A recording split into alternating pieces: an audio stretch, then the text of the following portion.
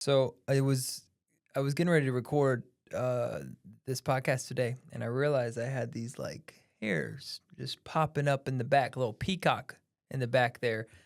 And I was thinking to myself, man, it would be really cool if I had a hat to record this on. Otherwise, you're gonna see my alfalfa the whole time. And I was really bummed, but then I remembered, lucky me, I do indeed have a hat. And it's a pretty sweet hat. And it's the brand new Dillon England Show official hat, embroidered orange and black, stitched out now. So if you have some hair like mine, you just want to cover up that alfalfa, you can do so with the Dillon England Show hat. It's available now.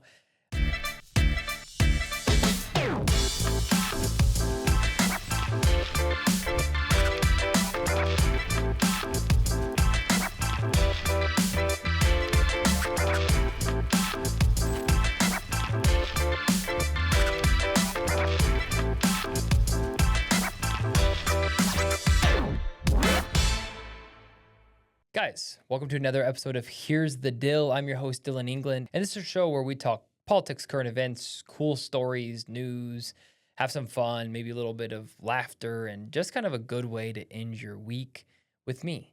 And tonight's show is going to be a little bit different, though. For those that don't know, I have been talking a lot about a social media app. And in fact, a couple weeks ago, I made an episode about the social media app, about the history, about how I met them and met the team. And that social media app is Parler. And recently, Parler has extended an invite to me to be one of their newest brand voices. And I don't know. I paused because it's just crazy, man. Like when I started this show, or the Dillon England Show, it was supposed to be a podcast interviewing entrepreneurs. I started it 2 years ago. I met so many cool people when I did my insurance thing in Michigan, and I'm like, man, all these entrepreneurs have stories, and I really wanted to tell that story. And if you would have told me 2 years later, I would be signing a deal with, at one point, the fastest growing social media company in the world, but signing a deal with a company that's doing so many cool things in social media, the blockchain space, that people have no idea that this company's like brewing and have really cool conversations. And then the fact that I'd be flying to Miami or flying to Dallas, and I wouldn't have believed you. And then I've had Danica Patrick on the show, Brandon Tatum, Joel Baer from the Babylon Bee, and having the contacts that I have in my phone now that 2 years ago I would have said you were crazy. And yet here we are. In fact, last week I was in Dallas, and those that follow me on social media probably saw a couple things. Not only did I have a blast, but I had Texas barbecue. And I'm going to be honest with you guys. I had a beef rib that was the size of my thigh, and I had some brisket that was so juicy. I'm pretty sure they just like shot a water gun at it for an hour. That brisket was amazing. And I don't know if you guys have ever had like, I feel like borderline spiritual experiences with your food. I don't think I believe in all that, but I'll tell you what, I was getting pretty close to that eating that barbecue. Pretty sure I felt something, and it moved me, because when you have that barbecue there in Texas, they do it right, man. There's something about Texas barbecue. It was my first time having it, and it did not disappoint. So I was in Dallas, and while I was in Dallas, I was actually invited to go to Dallas to go to Parler HQ, Parler headquarters, to interview some of the executive team at Parler to come on my show. And so I spent the week in their studio, and I had a blast, man. I was able to talk to Yasser. Yasser is the CEO of Pulse, which is the parent company of Parler. I was able to talk to Brian, who's the creator of blockchain called Optio, which it runs the whole ecosystem of Parler. I was able to talk to Amy Robbins, who has an incredible story. She's also another brand voice for Parler. And I was able to talk with Jason. Jason is pretty much in charge of like a lot of the growth side of Pulse and Parler. And guys, all the podcasts are incredible. They're going to be coming out soon on the Dillon England Show. But I wanted to reflect a little bit today on the journey that got me here. And if you're watching this on Play TV, if you're watching this on Parler, I wanted to answer the question of, who am I? Who is Dillon England? Why should we care? Is this a good choice for Parler to make Dillon the brand voice? And to answer that question, I would say, I don't know. But I wanted to give a little bit of background to who I am, how I literally went from selling insurance in Detroit, now becoming a brand voice for a large social media company. What happened? How did I get here? And it's going to be a little bit maybe of a shorter episode, but I wanted to tell you guys a story. Went to college in a small Christian college in Greenville, South Carolina. After that, I traveled for 2 years on an evangelistic team, and I played Irish music for churches. Yes, this is a very true story.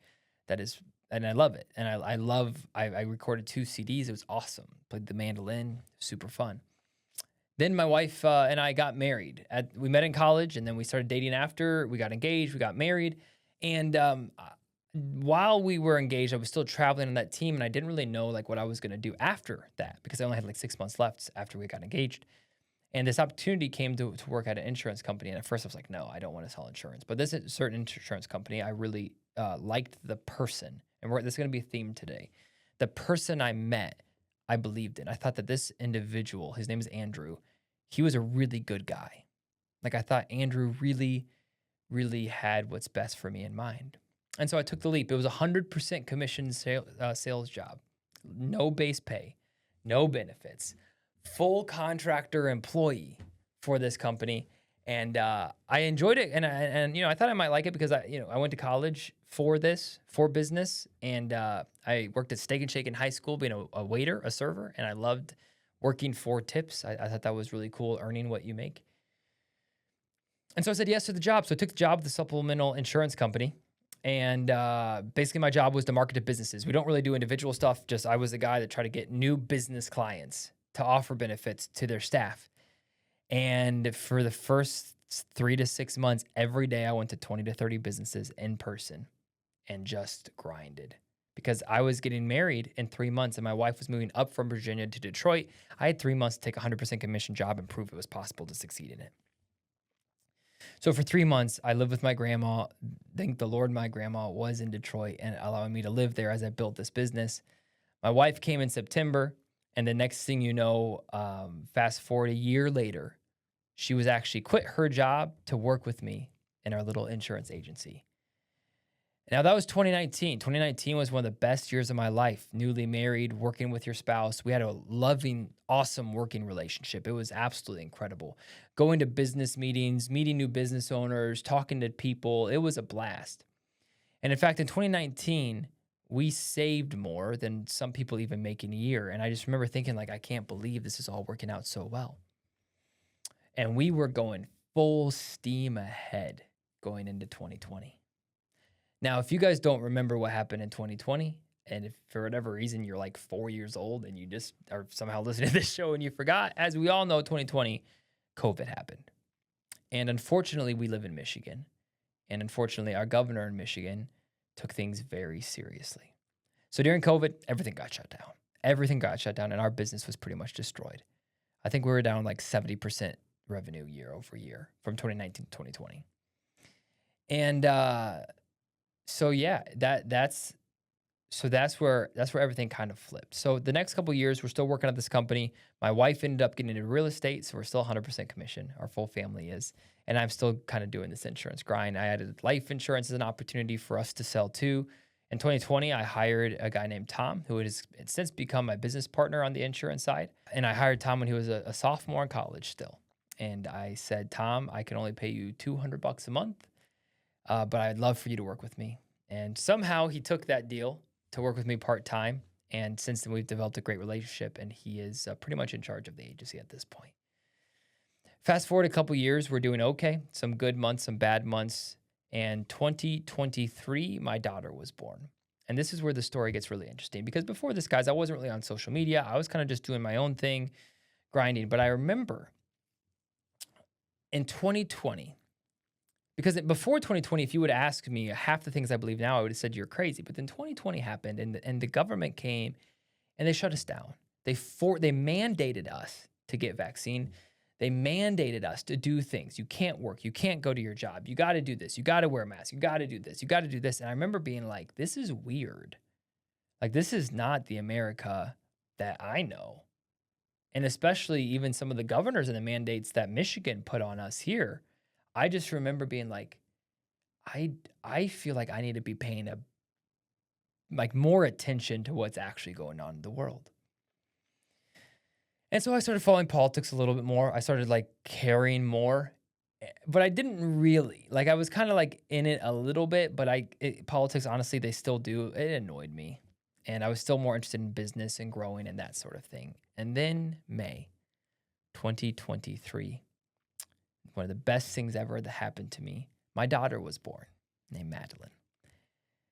And I don't know about you guys, fathers. For me, when I held my baby for the first time, there's a sense of protection. Like, I will protect this little girl with everything in my being, everything. It doesn't matter what anyone comes or does, I will protect this baby with my life. And then as she got older and as my podcast began to grow and the numbers started to go up and I started to have more and more of a reach, I kind of thought to myself, hey, I kind of feel like I should be open to discussing politics on my show. Because keep in mind, for like the first year, I released 13 episodes in 12 months. And 100% of those episodes, they were business episodes. They were generally about business episodes. I think one was a health episode about the carnivore diet. But besides that, I was generally just interviewing entrepreneurs. And I had the opportunity to so I was really wrestling with this. I was like, Lord, would you give me an opportunity to if I had a guest interested to talk politics, I'd be willing to do that. Because like Metro Detroit, where I live, very liberal areas. So a lot of the businesses that are in my circle, or a lot of the people in my circle, would actually probably disagree with me and what I believe in my worldview. And that was intimidating for me for a long time because I didn't want to lose friends. I didn't want to lose business. I was actually kind of scared to be authentic, actually, looking back on it. And so I was nervous to talk about politics. In fact, my wife was a little bit nervous for me to interview anyone in the political realm. So we just kept it business. But then I had an economist on. And after the economist on, I had an individual named Joel Berry from the Babylon Bee.